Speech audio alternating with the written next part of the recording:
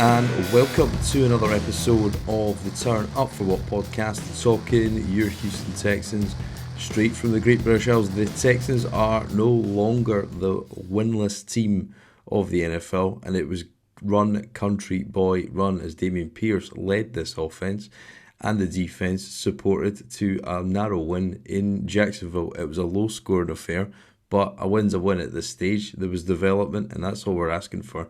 And for the 148th episode this week, a returning guest, Mr. Cody Johnson. Cody, how you doing? I'm good, man. How are you? I appreciate you having me back on. No, thanks for coming, man. Appreciate it. Yeah, I'm good. It was always easier to do these, I think, after a win, because I think you Oh, kind yeah. of you kind of felt like I didn't really know when that was going to come. Right. So my question to you is, how does any team, and particularly this team, how does this team win a game at this level by only scoring 13 points?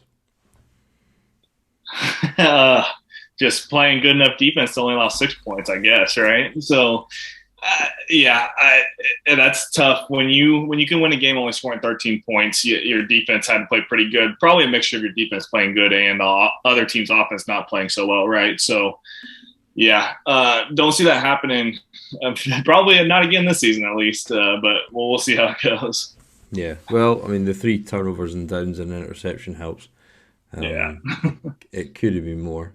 Right. I suppose there's probably an element of, yeah, I think there's an element of having that divisional rivalry. I think I struggled to find out, well, I struggled to work out if we played really well and inserted the level of dominance on the game, or Jacksonville just had an off day. When a team wins games that aren't expected to, like they did, they go up against Philadelphia, cough the ball up 4 times, and things start to spiral. So I couldn't work out if it was just an off day for Jacksonville or a better day or a plus for us. What do you think?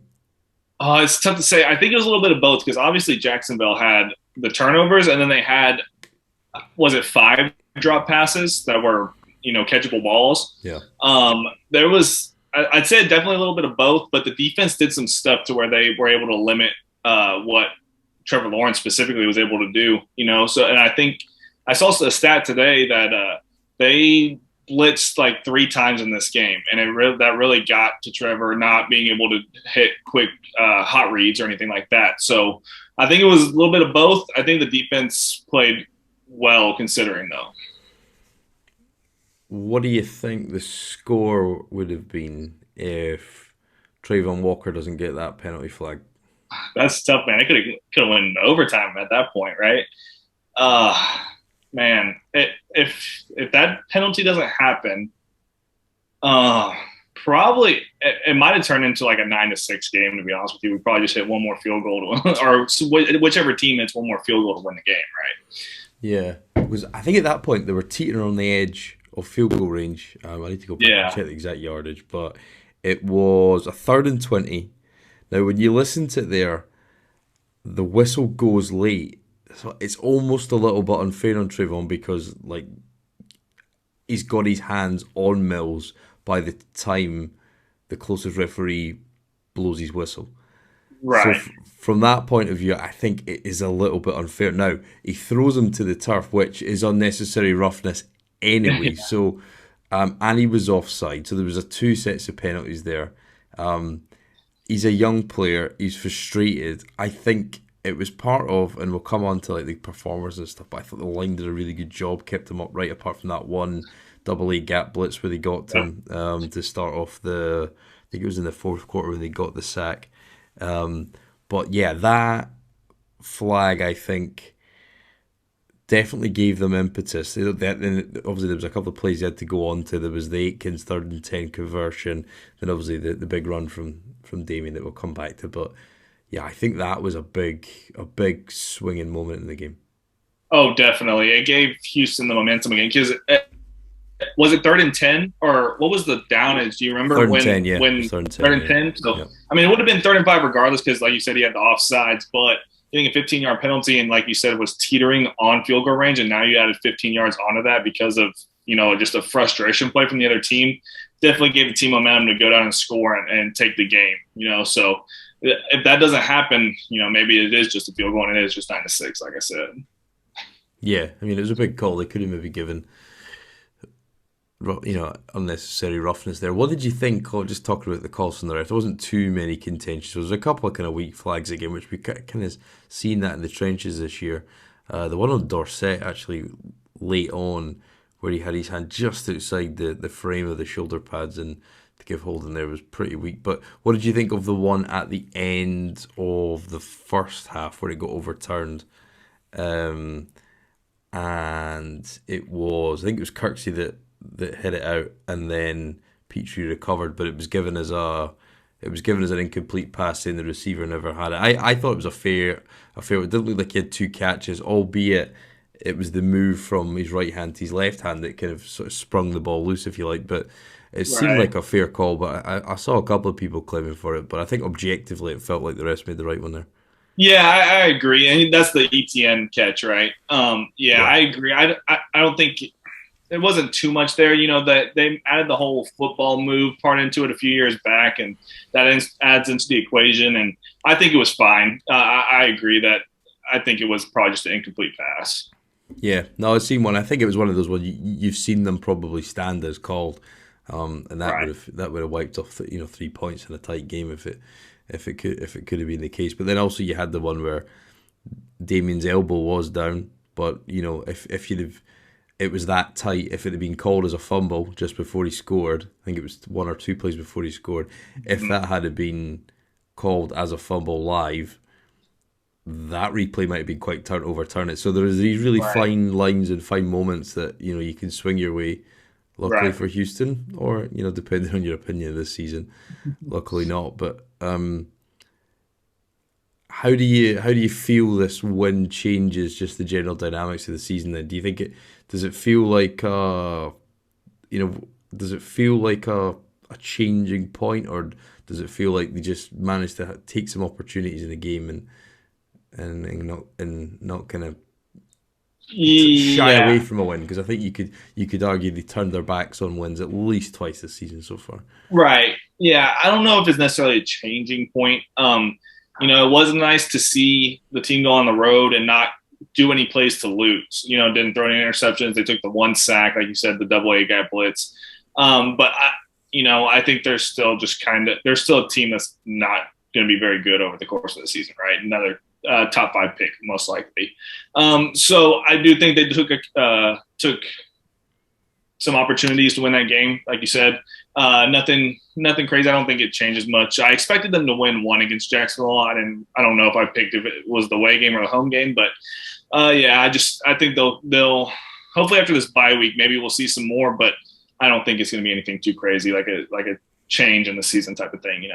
Yeah, because even before that big sort of drive with the Walker penalty, there was the first time they got it in the second half, and they punted on a 4th and 1, and that was the drive that Burkhead actually made. And to be fair, Rex probably had a decent game yesterday actually from what he did.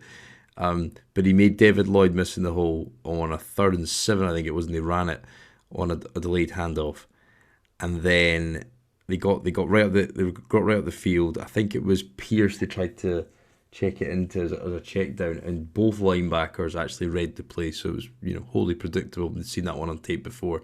Third down play call, still a big issue, but it was a 4th and 1 at a time where you just got the interception from Stingley, and the big part of this team not taking points in previous games had been taking the momentum and converting turnovers into points. So at that point of not going for it on 4th and 1, I remember tweeting out thinking, this could cost us here. What do you think of Lovey's kind of general sort of conservatism of playing calls? Because it feels like, this team, as you said, it's going to be a top 5 draft pick in all likelihood, unless something, divine intervention happens, and a number of times, and you get a real streak of luck that your play and your quality perhaps suggests you shouldn't get. And for me, when it's like not going for 4th and 1, there just seemed kind of weak, especially when you got a hot hand on number 31 at running back. To me, I struggle to understand the logic.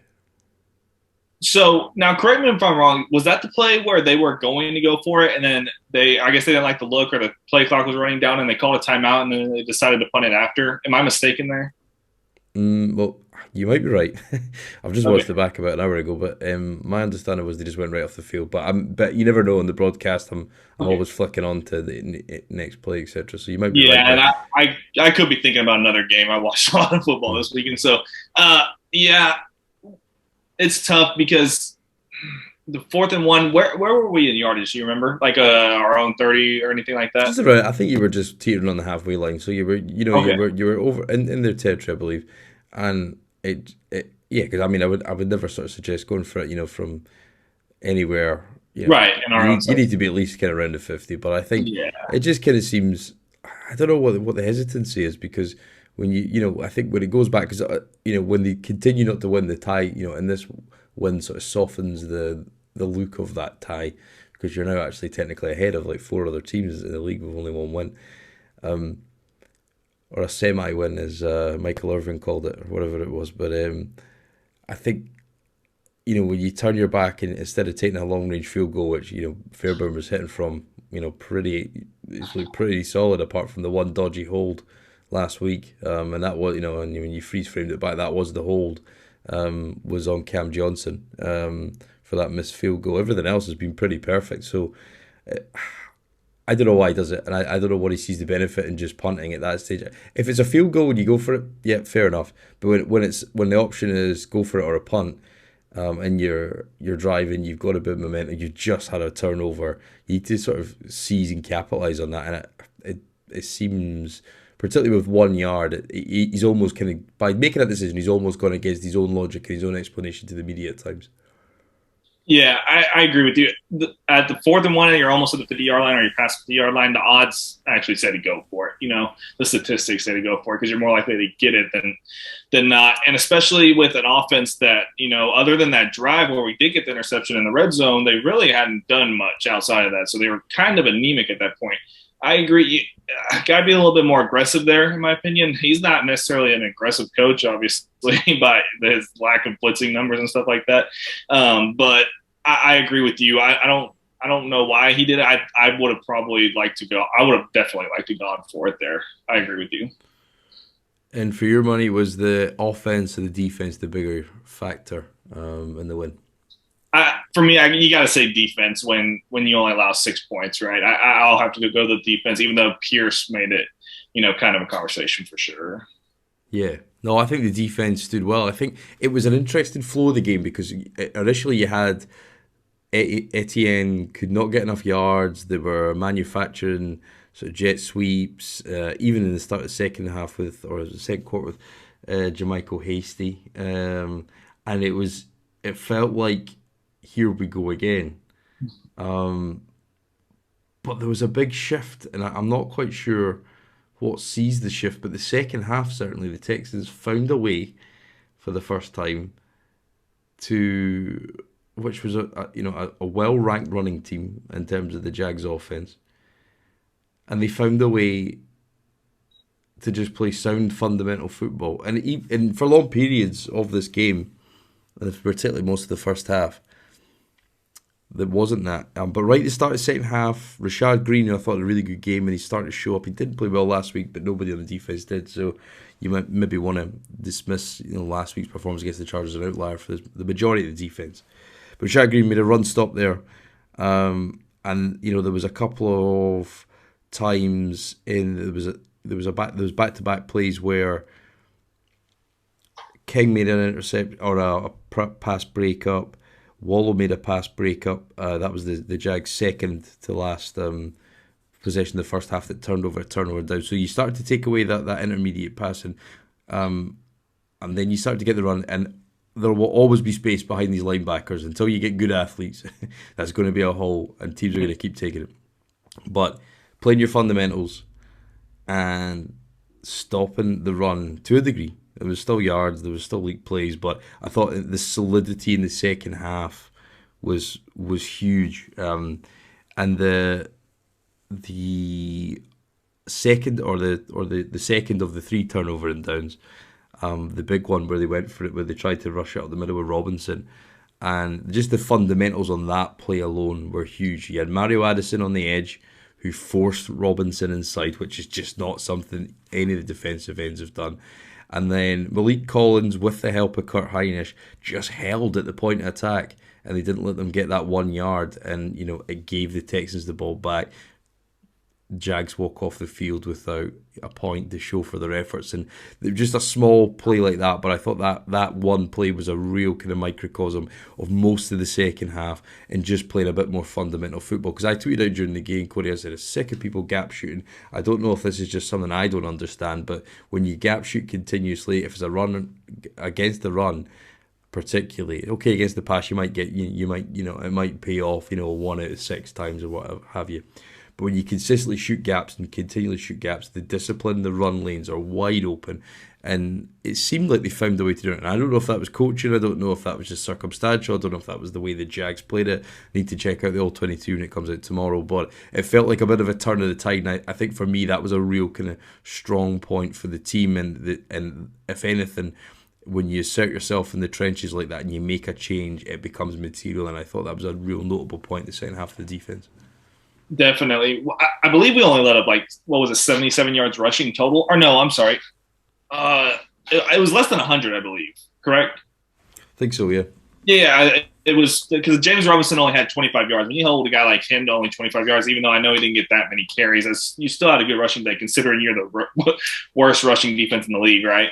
But like you said, I also think getting Kurt Hinish back for this game paid good dividends. He's been a guy that's played better in the run, particularly compared to a guy like Roy Lopez, that's been staying disciplined, controlling his gap and stopping some plays here and there. Nothing perfect, of course. He's an undrafted rookie, but he's played pretty well. And like you said, being able to key in on that run game and for the most part, stop Trevor Lawrence over those except for those passes over the middle, right over the linebacker's head, like you were saying.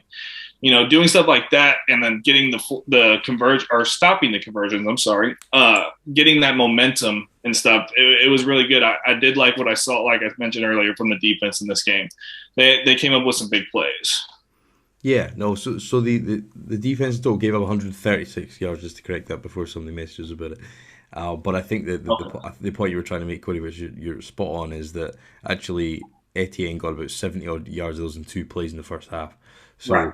it illustrates the point that they put the clamps on, and I think that was good. I think they still gave up 286 yards in the passing game, which is reasonable. You'll probably take that of an average over the season.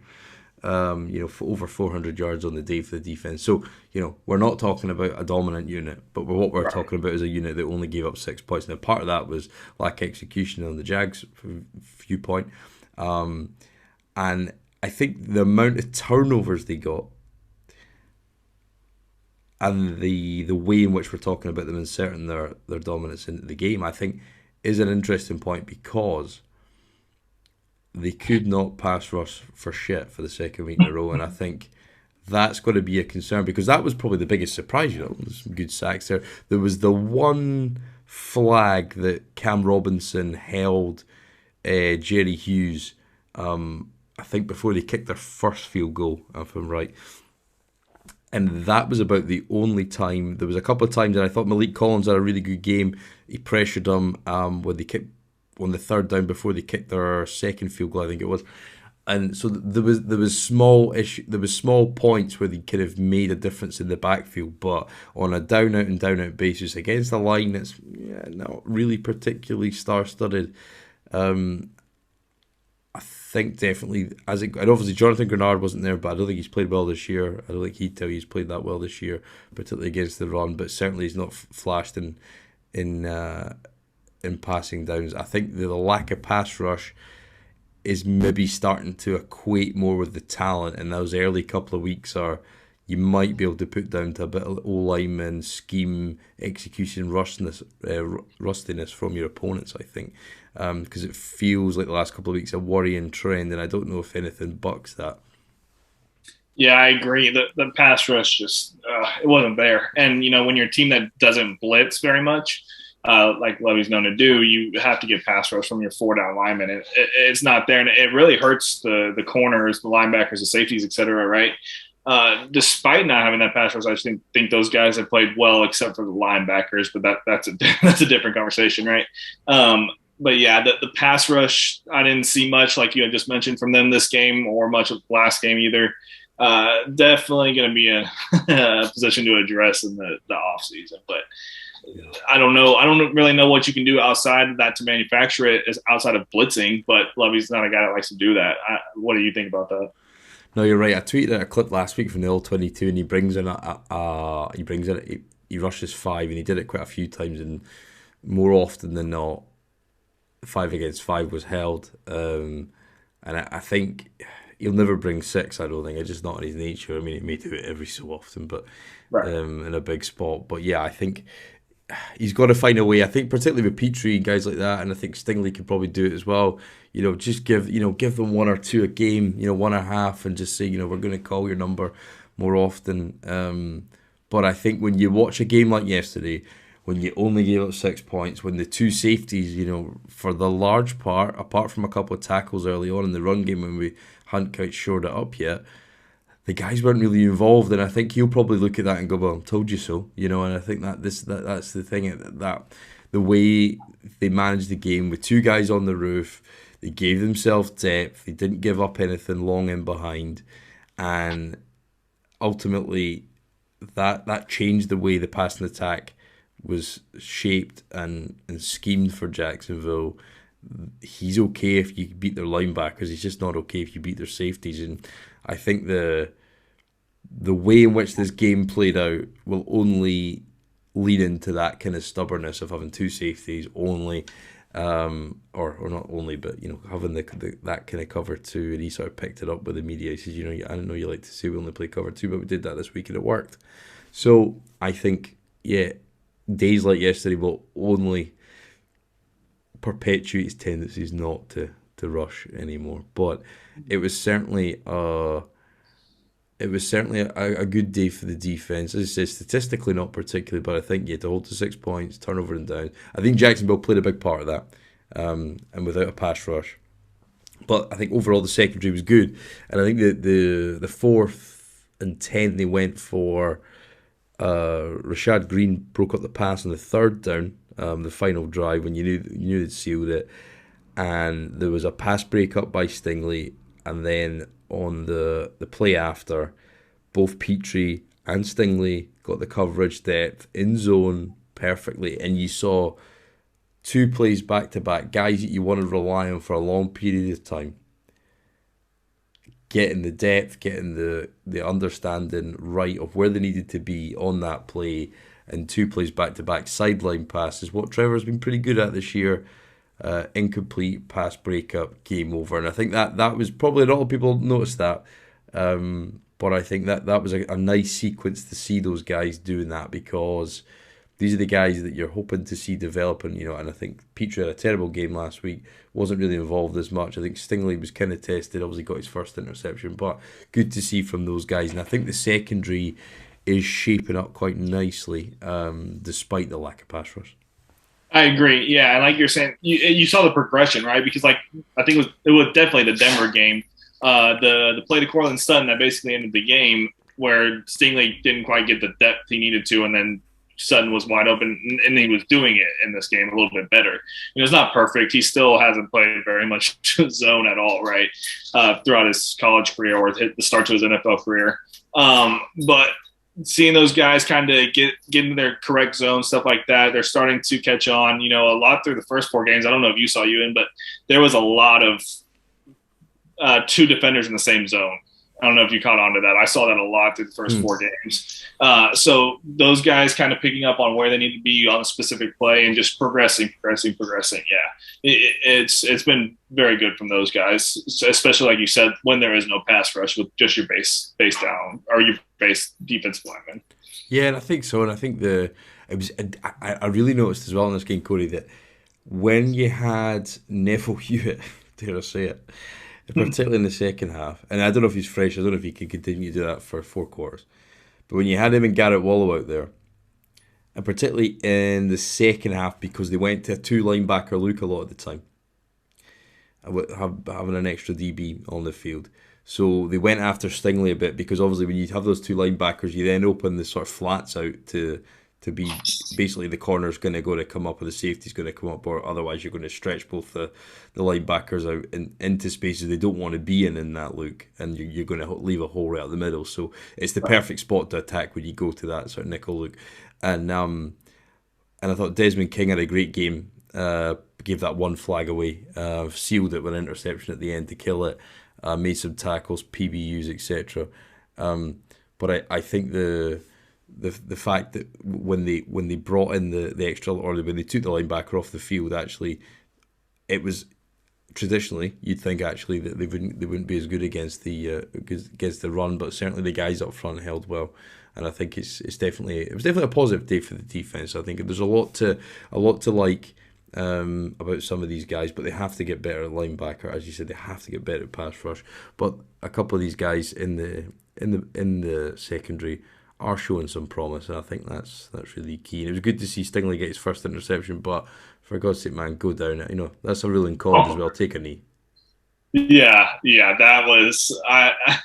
I was at my fiance's parents' house, so I didn't yell or nothing, but I was just in my head, just like, dude, you have to take the knee there. Don't run that out for 2 yards and get tackled. Yeah. But yeah, it was nice to see, and that was zone coverage as well. Him reading the quarterback's eyes and then jumping the ball. Very, very nice to see. I think he's had some moments where he's gotten beat and stuff like that, but he's played pretty well to start the season, considering rookie corners are thrown to the wolves. Yeah.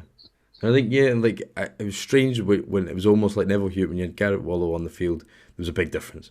It was my point I was going to make before I kind of got on a tangent there. But oh, sorry, yeah. that made a big difference. And then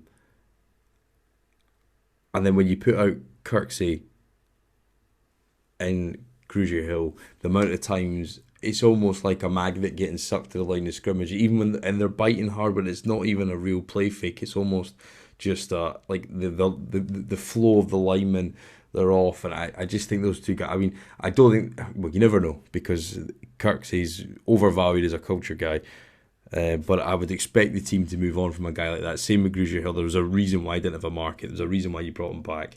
There's a reason why you've got so many players on these $1, $2, $3, $4 million deals this year that's just chewing up salary cap that you don't. I mean, you're literally so tight to the bone on the cap because we've just got this sort of fatty midriff of these guys who cost more than your rookie minimum that's not learning and developing, and it's a disproportionate distortion of what a salary cap should look like. And those guys, every time they're out there, you just and the crossers going across the field into the zones of those guys when they're out there.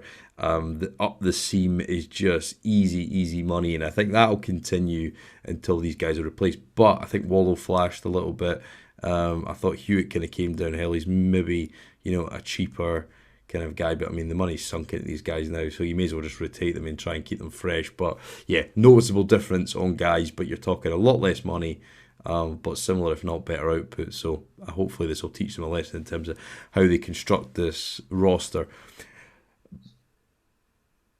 Is Dameon Pierce everything you want it to be? Because I was kind of like you saw him in pre-season, and it kind of gets to the point. Okay, it's another week. He's not really done it. And even that 75-yard perfectly blocked touchdown against the Chargers last week. Vast majority of running backs. If you've got 3 lanes, you're untouched. You just need to beat one man. You should really score.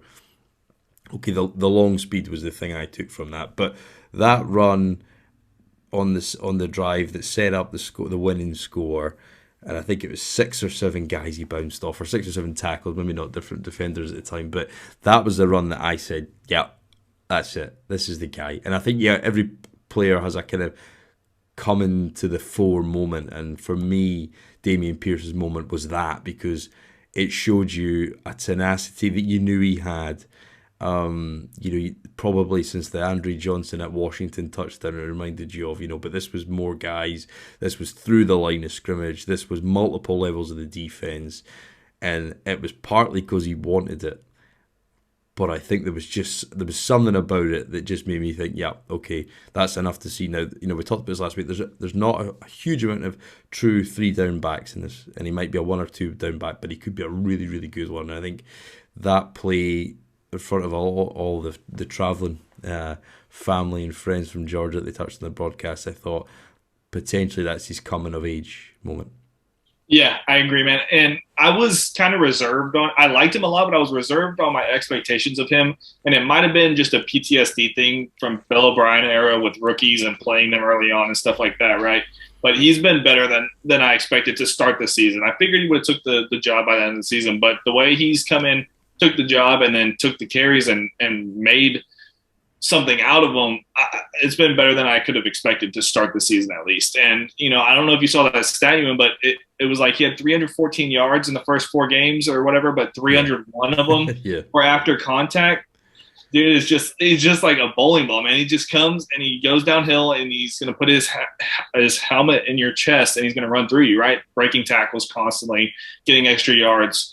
How many plays will we have had where he might have got tackled in the backfield and he managed to make it, a 1-yard gain or back to line of scrimmage or 2-yard gain, right? He's been fantastic.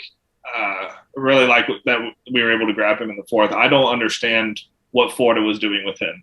I really don't get it. Yeah, and there's an element of guys, there'll be reasons why they didn't play him.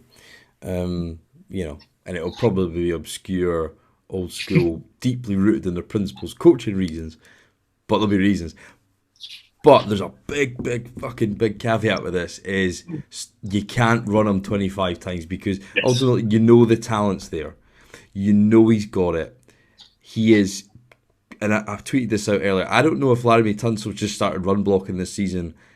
He kind of did it in 2019, but he was new and he had a lot of penalties. So this is Laramie Tunsil's best ball that he's played as a Texan by a significant country mile. Now, am I cynical because his interests off the field and kind of all this kind of stuff he does with high production videos, whatever they I can't watch them, but it's not for me.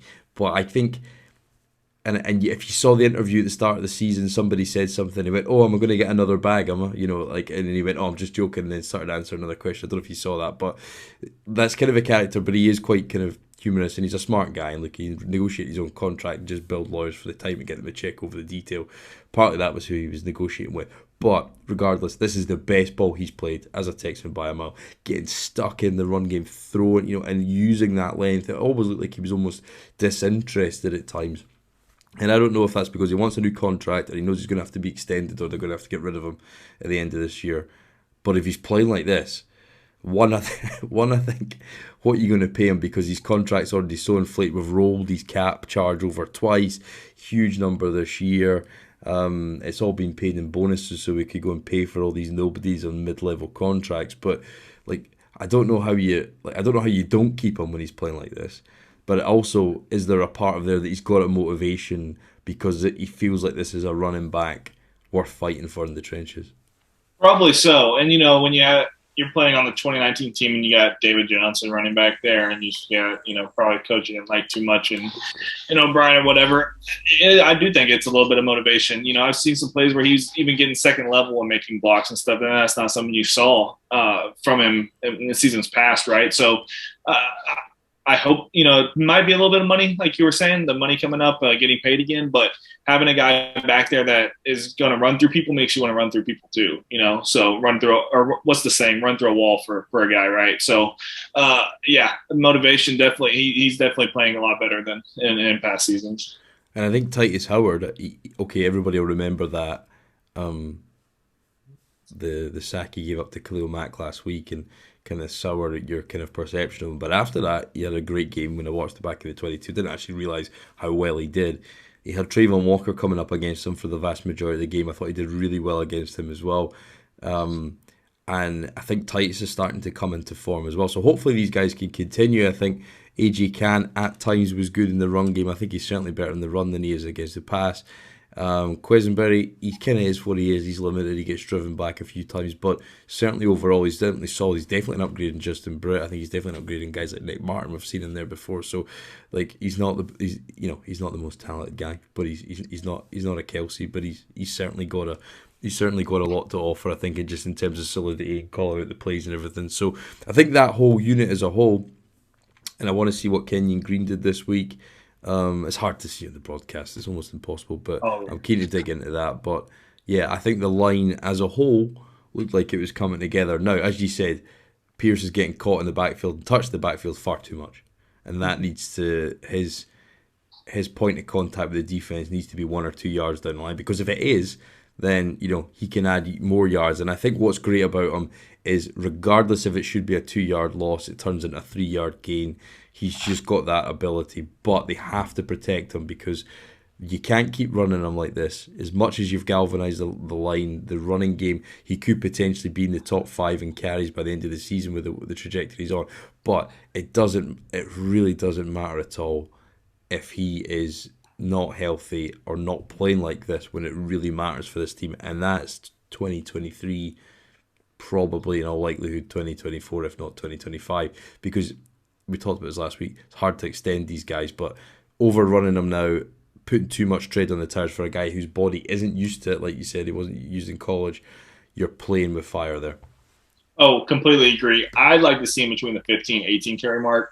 But to do that, you got to have another back that can do a little bit of something in the run game, right? Not just Rex Burkhead, who's mainly, he gets some carries every now and then, but obviously he's your passing down or passing back specialist, I guess you should say. 26 carries, he can't really do that in very many games this season. You're just going to wear him down. We've seen it way too often. These running backs just after a few years get worn down because they're just getting pounded.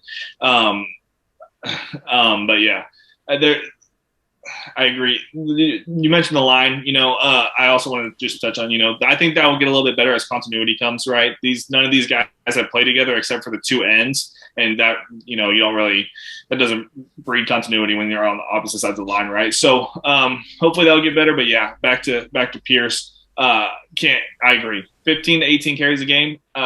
They need to find another option for sure. I mean, and it's historically proven that if you keep running your running back 20 plus games a game, that's the territory where you get to 13, 14, the 100 and odd carries, the 130, 140 carries a year, it's going to get you injured. And Derrick Henry's an outlier, Nick Chubb is an outlier, but don't give his best years to a team that doesn't deserve it, because there's no point, like as much as it's fun to win on Sunday, don't run a guy into the ground just because you want to try and, and look, the coaching staff will never look like that. I don't think they'll want to save their jobs, but I think ultimately they've got the luxury of probably being here another year regardless if you went 0-17 this year. But it just feels a little bit short-sighted. And I remember somebody saying that at the start of the season. I think they were asking John McClain, and he said, that's definitely not the plan. But so far, it's kind of looked like the plan. And apparently saying there isn't, and my point is, I don't think there is a plan at running back. And if Dameon Pierce isn't good enough to take 5 to 8 carries a week, they shouldn't be on the roster. Regardless, I know he made a good special teams tackle down. I think he was playing gunner at the time. But there is, if he's not good enough to do that, then find somebody that is, because you have to be able to relieve him. Yeah, I completely agree. That you put it perfectly there. If you can't give that third running back, or even your second best running back 5 to 8 carries where you can be semi-productive, then shouldn't be on the roster. Then you need to find a new option. There's plenty of running backs that can give you stuff like, like even Jaguars have 2 good running backs and they're running JaMycal Hasty, like you said. You gotta find an option there. Yeah, I think as well. It's like, all those third down stuff. Give that to Brevin Jordan when he comes back or something, and then give the carries to Burkhead or whatever it's going to be. But yeah, I think the common theme is, and it's the same with not getting Nico Collins involved, with Brandon Cooks just not being at a level, and I don't know why that is, but the distribution of lack of tight end. Every time Jordan Akins get the ball, he does something. O.J. Howard doesn't get the ball enough. You could go through every single player in his depth chart. Mason Schreck's out there, didn't have enough plays to target him because he's not a bad athlete. He showed that. The choice of distribution of the ball in the passing game is still got a long way to go, and I think you saw Mills only had 140 yards in a win at Jacksonville. I remember when Brock Osweiler only had like 96 yards or something like that, and we won in Jacksonville too. So like they took the pressure off the quarterback, but I think they could take more pressure off the quarterback. Instead of pounding your best offensive player into the dirt, you could find more creative and even just simple ways to get more people involved across 4 quarters. Yeah, I completely agree. And, you might not agree with me on this, but it feels like Mills' best connection is actually with Jordan Akins, who's been here for 2 weeks, right? That's just when they hit those plays, it just feels like natural. We got the plays of Nico Collins where he's selling balls out of bounds, stuff like that. You got to find, like you were just mentioning, easy ways to get the receivers, especially, allow them to make plays. And, part of that's on Mills, part of that's on Pep and the wide receivers, right? So definitely have to do more with the rest of the offense, so you aren't just running Pierce in the ground like you just said. You're putting it perfectly. Yeah, and I think with Mills, they didn't throw it deep at all. I mean, I think the biggest attempt was the sideline ball to Nico, and that was a great play because Dameon Pierce picked up the delayed blitzer from the linebacking spot. He kept it in bounds. He put it in a spot where Nico was expecting it to be. And he came down with it. Okay, I don't know why his leg went so high. That was interesting kind of body positioning. But, whatever you need to do to catch it. But it just showed you the athleticism. So that was good. But it's like, at this stage, and I don't know what's wrong with Brandon Cooks because it was the first third down? Yeah. No, the first third down went to Cooks and it was a high ball and he almost pulled it in with one hand. Yeah. It was the second third down where he threw it. Well, it looked like he'd thrown it too far out of bounds, but when I took a still shot of it from the end zone camera, there was nothing wrong with the throw from Mills. It was just Cooks didn't bring it in. It almost like went through his hands as he was going to the sideline. It lands out of bounds, so the throw actually looks worse. But I think actually, okay, the trajectory might not have been perfect, but the angle of the throw towards him was fine. And what do you think's wrong with Brandon Cooks? Man, I don't even have an answer for you, to be honest. I don't really get it. I mean, we kind of saw the same, like, just random dip in production when his last year in LA, right? But that could have been, I think that was a little bit more coached and they were just using him in deep routes. I don't really understand where the connection went. I mean, and there wasn't much there to begin with. Mills only started however many games last year, but he's 29 years old, about to turn 30. Could this just be his decline in production now that he's getting older? I'm not sure. There's plays where he's getting open, he's catching and making something out of the pass, right? But then he's also dropping easy balls, like in games past, a touchdown pass, which whatever you want to say, it could have been a better pass, but it hit his hands, right? You got to catch the ball, right? So I don't have an answer for you, man. I don't. Maybe it could just be age. What do you think? Well, yeah, I mean, any skill position or boundary position, I think corner and wide receiver, it's a year-to-year spot. People fall off quickly. They can have down years. He might have an injury issue he was dealing with in the offseason. I don't know, but certainly, it went from the fact the offense over-focused on him last year. And it's, that first third down where it was kind of, an arched ball to the sideline, that's not the guy's not a big frame guy, but yet they treat him like that in this offense. You think any of those plays should be going to Nico Collins without a doubt. And actually, when you see the plays he did make on the limited targets he had, he looks the far more athletically dominant receiver than Brandon Cooks. Now, Brandon Cooks good with the ball in his hands. He's fast. He's great at crossers. Ones where he can use his speed over a sort of 10 to 15 yard period to get separation. But going up and high pointing the ball on the perimeter is not something you're going to get success from. But yet they continue to treat him like that under Pep. I don't know why, and I don't know why they continue to do it. I think it's part of the way he's being used. I think it's part of they're trying to kind of change the focus of the offense, but they've not really got one, I think, apart from the running back, which they need to be able to err away from at times when the situation dictates. But yeah, Cooks has kind of gone by, but I think Nico needs to find an uptick. They need to get the tight ends more involved, but yeah, that's a continuation on a theme. We've got to talk about it every week because it is the biggest storyline of this year, rather. Davis Mills, where are you at with him? What's his wider view? 140 yards in the row. He didn't do anything to hurt the team, but I'd argue he probably didn't do anything, bar a couple of throws again to help the team. Yeah, man, it's tough. I was this offseason one of the guys that was willing to give Mills a chance where some people weren't, whatever. Sorry, give me 1 second. I don't know what just happened. Why did it do that? My screen just totally went. There we go. Okay, sorry. There we go. Okay, so I was one of the people that, in the offseason was willing to give him a chance. I thought he showed some stuff, but he hasn't progressed on some of the high points he showed us last year, right? The Chargers game, the Patriots game, et cetera, et cetera. And I kind of want to ask you, does he almost look nervous, I guess we can say, or not comfortable in the offense? Because specifically, all the plays to the outside where he's continuously sailed him out of bounds, sailed him out of bounds, sailed him out of bounds.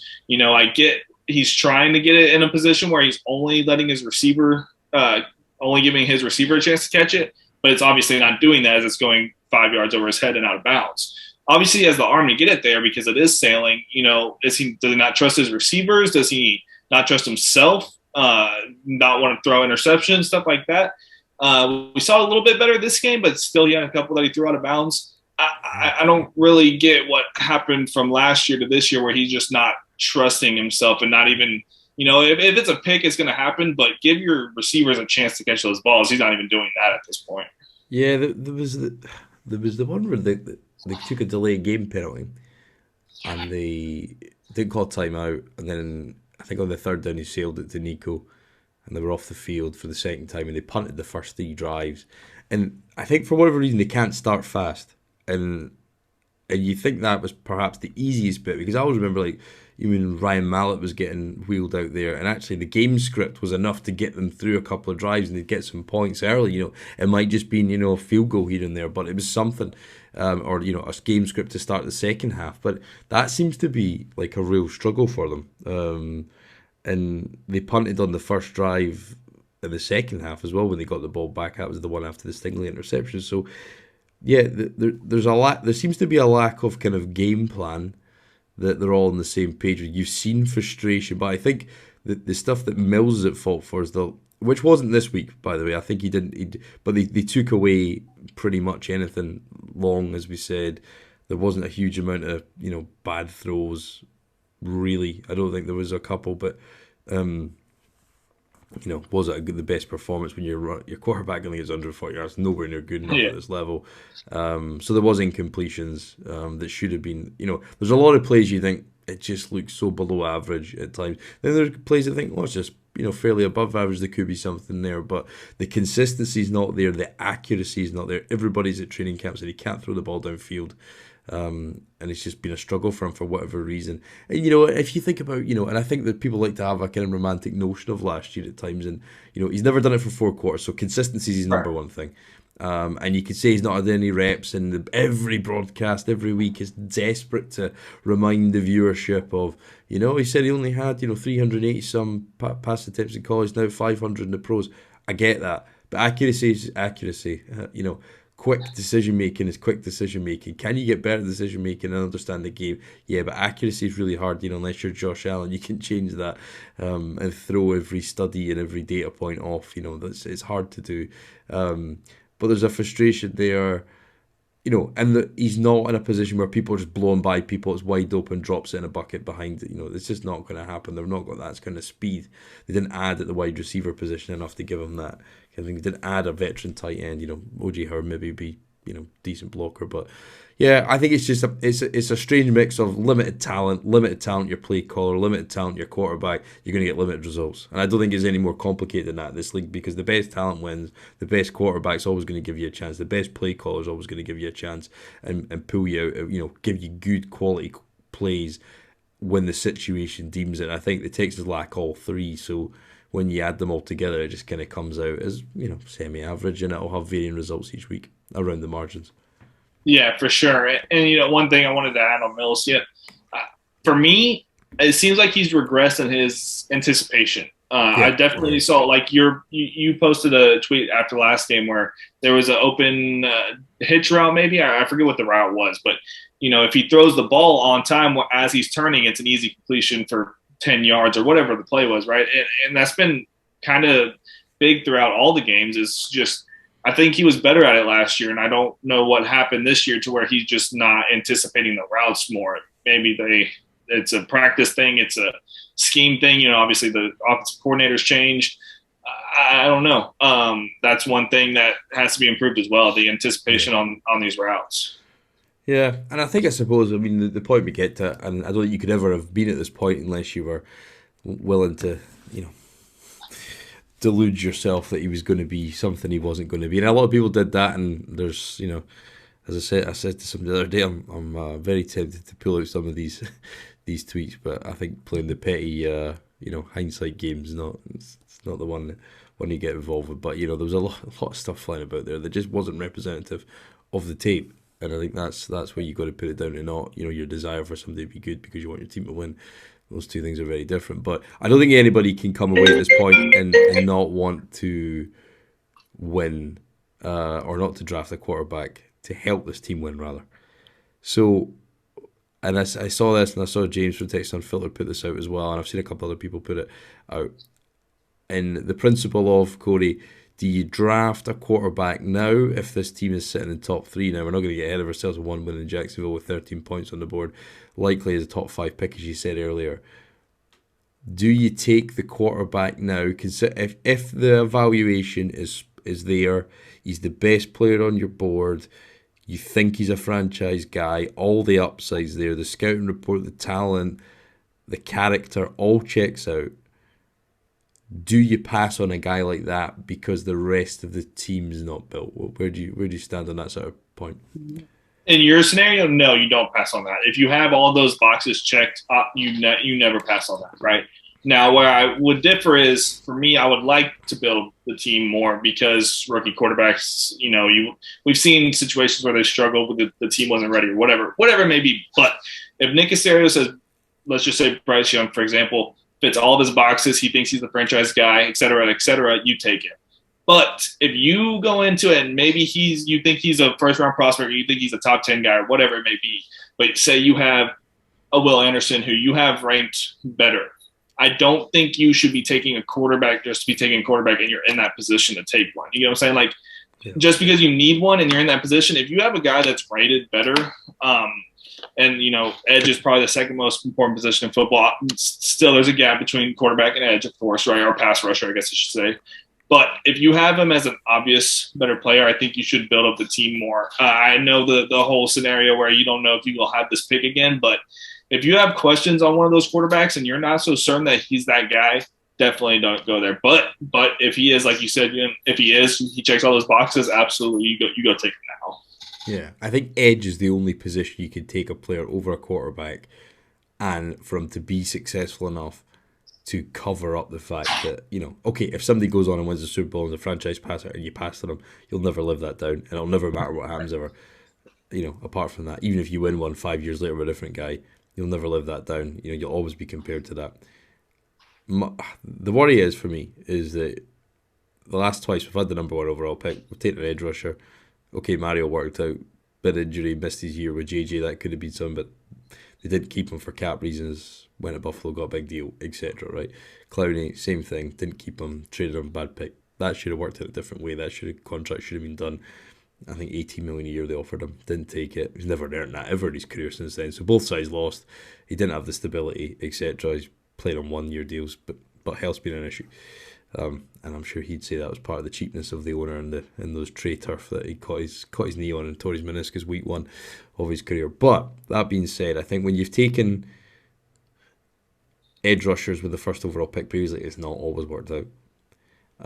My issue is if you're waiting to build a team, Caserio could hit on all 4 of these first round picks he's got in the next years, and you're still nowhere near being good enough. Or you could hit on all these picks and just say Caserio is what everybody really wants him to be and currently believes him to be at this very early stage of being a fantastic talent evaluator.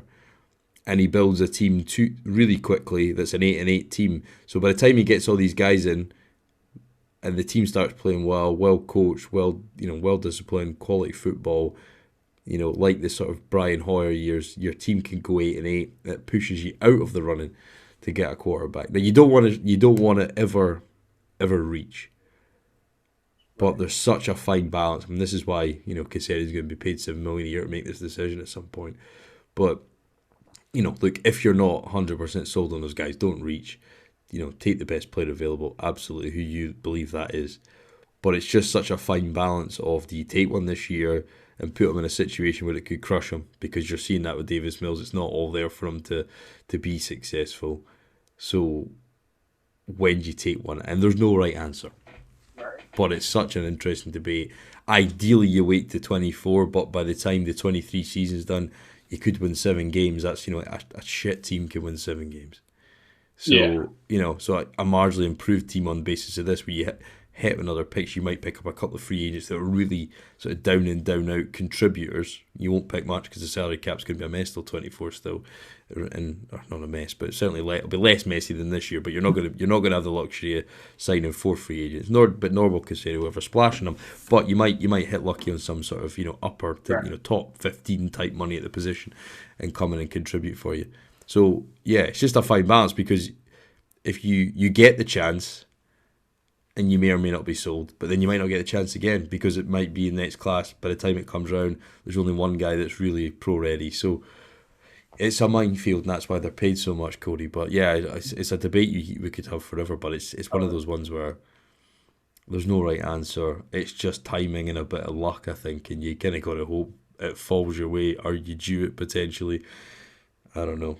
But the Browns lost this week, so that second pick's looking a little bit rosier again. They seem to be in close games every week, but yeah, it's a tough one, the quarterback thing, I think, because there's obviously Davis isn't the guy. I think that's clear. I don't think he'll ever will be the guy without some sort of Josh Allen sort of springboard projection of his talents.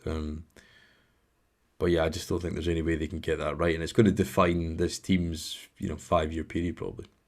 Oh, 100%. I think I saw it quoted earlier as finding a quarterback, or specifically in the first round, it's more of an art than a science, right? It's hard to do. You can look at the situation with the Panthers right now.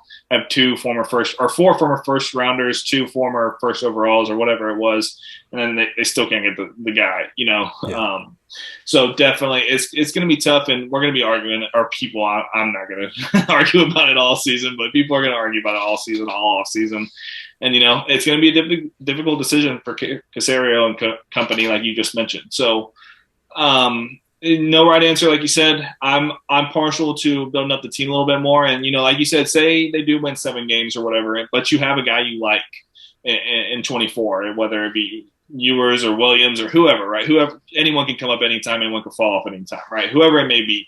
Then if you built up the team in 23, a little bit more with your 2 first-round picks, your second-round pick, etc., then I'm not opposed to trading up if you have one of those guys and you're not in the area. Now, that's a whole topic for another day, right? But I wouldn't be opposed to that at that point. But, yeah, no right answer for sure. It's going to be tough.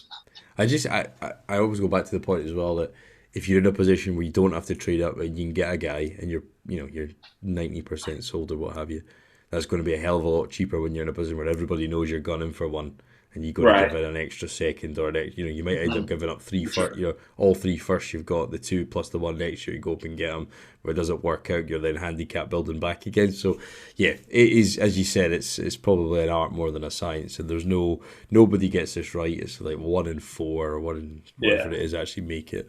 But yeah, it's a difficult one to try and decipher, I think, and it's going to define this team, I think, and that's the reality of it. I mean, it's all on the front, but I just thought it was an interesting debate that came up on this week. But of the guys in college, is there anyone that caught your eye? I watched a little bit of Will Levis this week. I just think he's got a kind of strange, quite sharp throwing motion, and it's just, I've not dived into the detail yet.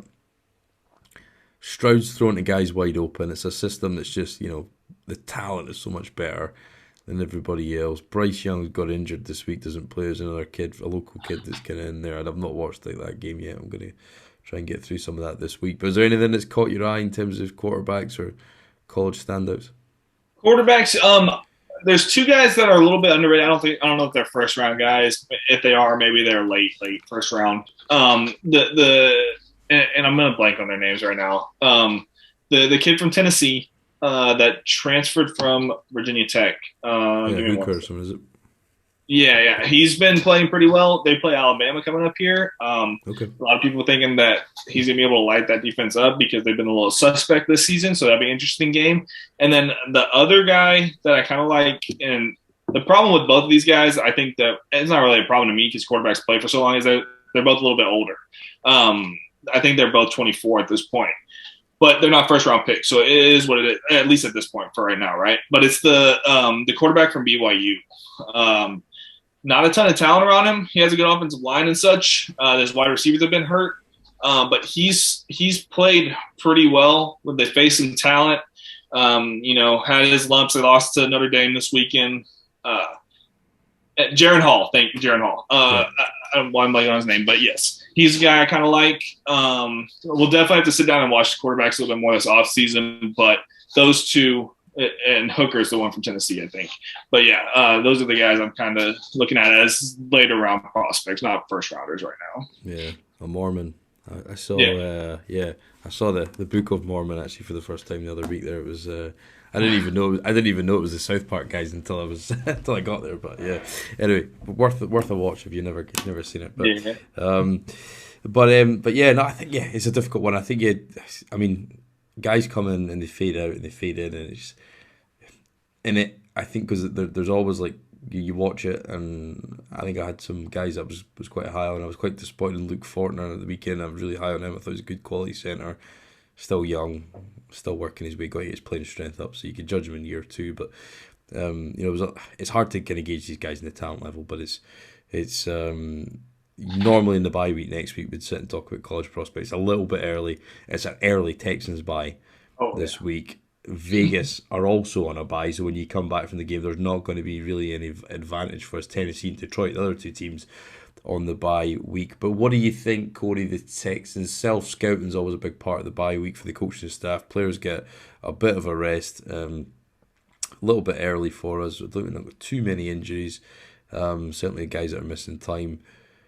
What do you think they need to improve on this week as they go to Vegas, and then you got a trip to you got the trip with a visit to Tennessee, and then you're into the Thursday night football pretty quickly against Philly as well, who are the only undefeated team in the league right now. Right. Big thing, and it was a little bit better this week as you mentioned earlier, but the tackling overall from the defense still needs, you can't lax on that. You got to get these guys getting sure tackles, stuff like that. And then I think a big one, the continuity from the offense. We kind of talked about it earlier between the offensive line and then Mills and his wide receivers. Got to get a little bit more rolling, getting Mills being able to trust his wide receivers a little bit more and his linemen a little bit more, the linemen being able to trust each other. So for defense, I would say tackling, and then offense, just the continuity altogether. Maybe start opening the playbook up a little bit more as you have this bye week. But yeah, those are the things I'd focus on. Yeah. No, I think there's so much. I think there's certain holes in this defense that are going to be there regardless. Right. And there's only so much you can fix with coaching. I just hope there is guys like Christian Harris is one. I hope God, yes. Tegan Quintoriano can come in and play in the latter parts of the season. You've not seen that Isaac Yadam out there at all. I think he could come and relieve guys because you can't keep playing Stingley Nelson 100% of the snaps. Yeah. No player does that, or very few players do that without picking up some injuries where it's soft tissue or impact. Stingley's got the brace on right now, so you want to come and see if he can maybe, he was released by Green Bay, has he got potential just to relieve guys, and obviously you've got to be careful with that because the quarterback sees you taking out your top two and they go right at him, and it could be become a weakness. But I think you want to see guys that can do it. I want to see Roy Lopez play better. I don't think he's done well this year at all. He's a rotational guy, and even a guy like Malik Collins who's out there. Ideally, on a good team, he's your third defensive tackle that comes in and on passing downs, and he's not necessarily out there and early all the time because that's not his forte. Although he had a great game this week, and it was good to see him wake up because I think he's had, there's a question of he got money in Vegas or Oakland at the time, didn't live up to the contract. We've paid him first 4 weeks of the year, and he's got a knee injury but not play well. But you want to see guys like that be more consistent. And I think from the free agency class, which and I talked about this, my criticism of Caserio's free agencies and the way in which he structured this salary cap and the guys that brought in this middle tier. Is there any guys that we've signed that can be, even 1 to 2 seasons still on your roster? And that's the thing where I think, Steven Nelson, I think he's played pretty well, but cornerback's a year-to-year position, and they can drop off quick, far quicker than they rose. I'm always remember AJ Boy. I remember watching him play for us. They didn't franchise tag him, which was probably a mistake with Rick Smith when you look back on it. But he went to Jacksonville, looked like one of the top sort of 10 corners in the league at that point. And then a couple of seasons later, he's been released or traded as part of a trade to Carolina. So they fall off quick for a variety of reasons. So I think for me, Corey, I want to see guys that we could be part of the future that aren't rookies. Do you think there's any there that could potentially, be in that category? For like a 2 to 3 year span, I guess it's a re-signing, but same thing you just said with Nelson. You got King there, but that's a year-to-year position, especially a slot corner. It's even more so, right? He can be out, but he's one of the guys that maybe you keep for another year or two. And then I guess OJ Howard, maybe. He's a guy that's, I think going to be more productive as a blocker than a receiving threat. Obviously, he had the 2 touchdowns week 1, but only a few catches since then, right? He might be one. Other than that, man, I don't think so. I think therein lies the point, right? Is that needs to be better. There needs to be 4 or 5 guys minimum. You think we've kicked the tires on this guy, because you went from paying OJ Howard $3 million. Plus Justin Britt, there's $6 million there you could have rolled over next season and actually spent on players when it mattered a little bit more once you're starting to build the team out.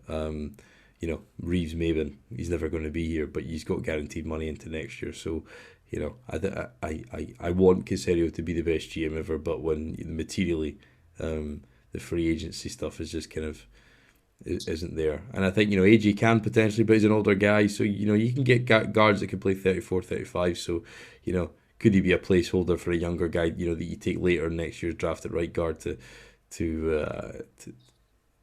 develop and learn under him and potentially be a starter over time rather than throwing him into the fire that we've done, with Kenyon Green and Petrie and all that kind of stuff. I think Jonathan Owens is a guy you want to see. He got, I don't think he's a starting safety. I don't think the athleticism's there. He takes some terrible pursuit angles at times, but he gives you everything. He puts his nose in there, makes tackles, reasonably, sure form tackler.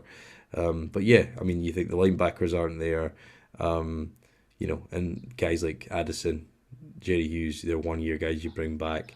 Okoronkwo, I think, shown what he is. I don't think, I think he's a 1 year deal guy too, so you're not necessarily going to bring him back.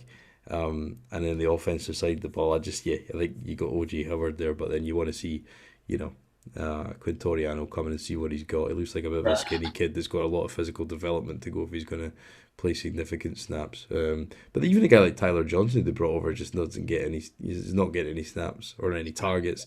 Same with Philip Dorsett. There's talent in there in both those guys to to have 2 or 3 targets a game. And I hope that improves just in terms of spreading the workload, but also giving Nico a fair share and just giving Brandon Cooks what he's good at. Because if you can just make this passing attack just that 5-10% better, then it's going to help reduce your need to run it and help Mills out and give you a better, clearer evaluation of him.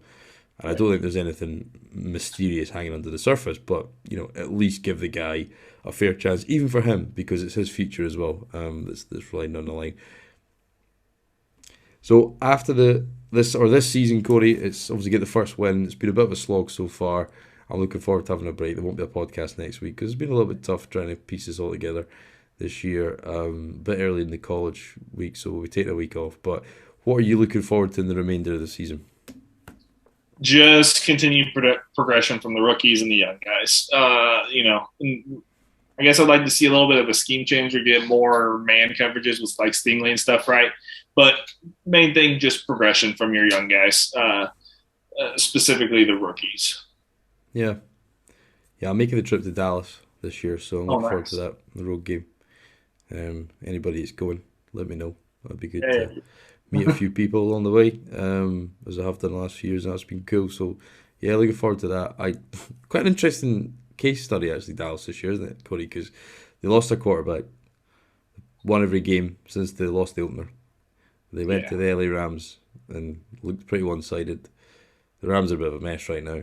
I think just the big inflated contracts of Donald, Ramsey, and Stafford are they've had to keep letting guys go, and it's kind of left them a little bit short. That's how I see it. And they've not really got a guy like Allen Robinson who's a great receiver. They've not really got him and really impacted him in their passing game, and it just looks like they can't run it, and the line's not great, and they look a little bit short. I thought they looked short last year when we played them, but then they went and won the Super Bowl, so they've got even more. They've lost even more guys since then. But yeah, Dallas an interesting case, I think, and I think we've got a running games after the bye that we could potentially get. You've got that Washington, New York are obviously better than they thought they were. The Dolphins are better than we thought they were as well. So there's not, apart from and look, I was going to say apart from Washington there, but Washington should have beat Tennessee yesterday because they had the ball on the goal line, and they had 3 chances to, you could have run it once and then got back up and spiked it and then thrown it again. And obviously Wentz has another, whatever the hell he was doing, I don't know what he was aiming at or who he was throwing to, but interception. But yeah, I mean, so even that game against Tennessee, who are kind of, are floating. There's no easy games, and I think that's why you have to savour the win on Sunday, and you have to realise that there's not many games that are going to be gimmies, and even when the games have been handed to you, you've not taken them. So how many more wins do you think this team's got left in it before the end of the season? Preseason, man, I had them at 5 wins, but no tie, obviously, so that kind of throws out of proportion. But to end the season, if they keep playing the way they're playing, which we're looking at 2, 3, maybe you get to 4. What would that be? 4, 12-1. Yeah, something like that. Yeah, there's always a divisional game in there, isn't it, that you can win. I don't know if we've had that with Jacksonville, but you play them again. If we played them again, unless it was a huge swing in fortunes, then you think that's potential at home. Maybe one of the ones. The road trip to Indy potentially is one if their kind of season is out of control by then. I don't know, but yeah, it's very evenly balanced in the AFC, I think. So it's kind of almost impossible to predict. If it was easy, it wouldn't be as much. There wouldn't be as much intrigue around the league as on. The AFC seems to be pretty evenly patched out in terms of talent and propensity to win, I think, from every team. So yeah, I think there's maybe 2 wins left in the season. Hopefully 3 would be nice, and then I suppose you're at 5 if you include the tie, because it should have really been a win if they just kicked the bloody field goal. But there you go. But yeah, it's an interesting thing. I think it's just about the rookies, and I think that moment where you saw both Stingley and Petrie cover the guy on the boundary, I think it was Marvin Jones, and do their job at a level against a proven NFL caliber player. Not quality tier, but nonetheless. That's cool. That's cool to see. And it's just about building blocks for future. So we've certainly got one in the running back. Looks like we've got a couple of guys in the safety. Kenyu's kicking tail. Let's just see what Christian Harris has got back, and obviously John Mechie need to come back next year. And you're starting to build a nucleus, but it's going to take time and it's going to take patience. And I do remind myself of that every Sunday, Cody. I think that's a essential note you have to make all these games. Yeah, 100%, man. Excited to see it, at least build that framework like you just mentioned. Yeah, no, definitely. Well, thanks everybody for listening again this week. Good to get a win. Good to have Cody on. Thank you for his time for joining us. Thanks everybody for listening. Like it, share it, expand it, do what you can. Get around as many people. Share it with one person you know that they may not listen, but as a Texans fan, trying to grow it again this year. Give us a review.